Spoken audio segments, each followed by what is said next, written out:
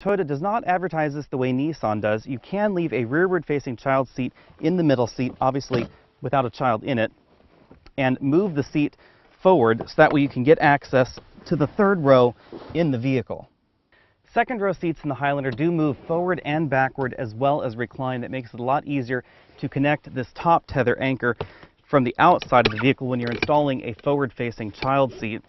One thing to keep in mind, however, is that Toyota does recommend that the seat be all the way rearward in its track when a child is in the seat, and of course the seat back has to be in its most upright position as well. When you're in a forward-facing child seat, it's obvious where the Pathfinder has a sales advantage over the Highlander because you can move this front seat forward to gain access to the rear with a forward-facing child seat in that Pathfinder. You just can't do it in the Highlander, however, because the seat back can't collapse enough to make the seat slide forward. So all you could do is slide the seat as far forward as possible and then try and get in and out of the Highlander. And this is a much tighter squeeze getting out of that third row in that fashion. In order to accommodate the 8th passenger, Toyota had to make things wider back here in the third row versus the 2013 model. They've done that by altering the suspension design in the 2014 Highlander to make things about 3.5 inches wider across this third bench. If you want to know more about that, then go ahead and click on over to our full review on the 2014 Highlander. There'll be a link at the end of this video.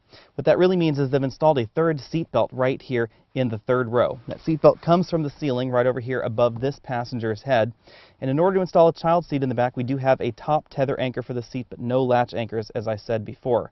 Toyota tells us that this third row seat must be in its most upright position to accommodate a child seat, but that did result in really having to fiddle with things a great deal in order to get the little ball into the green zone on this child seat, something that I'm sure everyone that's dealt with a child seat is familiar with. Installing this child seat is a little bit tricky, and getting a kid back in here into the seat is going to be even trickier, but that's true with all three-row crossovers. Even though things have gotten a little bit wider, it's definitely cozy back here in the third row with a child seat next to me. The Highlander doesn't have as much headroom as some of the other entries in this segment. It is more than a Mazda CX-9, but less than something like a Ford Flex or even a Ford Explorer. It means my head is touching the ceiling if I sit upright in this chair, and this headrest is hitting me in kind of an odd place in the back. But this seat's reclined, so let me move over to the one on the other side of this child seat, which is in its upright position, so that way we can get the child seat in there.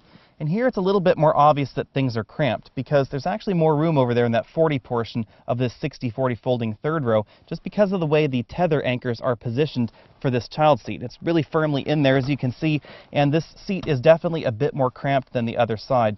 Because this seat has to be in its most upright position, my head's severely touching the ceiling right now as well. I could buckle myself up if I absolutely had to, but it will be a little bit tricky. This is obviously not a recommended seating configuration. This could get a little bit dangerous in an accident, but it is possible if you absolutely must do this for a short time. You can put your seatbelt on. One nice thing is this child seat is not on top of my seatbelt buckle, which you do find in a decent number of three-row crossovers. It's a long way back to the third row in any three-row crossover, and as a driver, I'm normally focused on driving, so my sound's all going towards the